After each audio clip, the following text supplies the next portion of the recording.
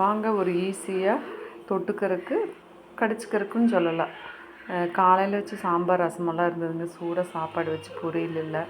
சரி வெங்காயம் தாளிச்சிக்கலான்ட்டு எண்ணெய் சீரகம் பெரிய வெங்காயம் ஒரு 2-3 வெங்காயம் போட்டுக்கிறேங்க. ஒரு பச்சை மிளகா ஒரு 4-5 எல்லாம்.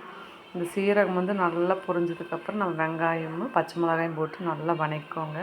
இது உண்மையிலேயே சூப்பராக இருக்குங்க. பழைய சாப்பாடு தயிருக்கு சாம்பாருக்கு மெயினாக நல்லாயிருக்கு. அப்புறம் வெறும் பருப்பு கடையுமில்ல அதுக்கு நல்லாயிருக்கு. நல்லா வணக்கிட்டு அது கூட உப்பு போட்டுக்கோங்க. உப்பு போட்டு நல்லா வணக்கிட்டு இது கூடவே வந்து வெறும் வரமிளகாத்தூளுங்க. அந்த காலத்துக்காரில் இந்த மாதிரிலாம் சாப்பிடுவாங்க. எங்கள் மாமனாருக்கு இது ரொம்ப பிடிக்குமாமா. வெங்காயம் பச்சை மிளகா மட்டும். அவங்க சின்ன வெங்காயம் சாப்பிடுவாங்க. நானும் சின்ன வெங்காயம் தான் போடுவேன். இன்றைக்கி டைம் ஆயிடுச்சுன்ட்டு பெரிய வெங்காயம் கட் பண்ணி போட்டேன். அதனால் எங்கள் வீட்டுக்கார் சொல்லுவார் எங்கள் அப்பாவுக்கு ரொம்ப பிடிக்குது அப்படின்ட்டு.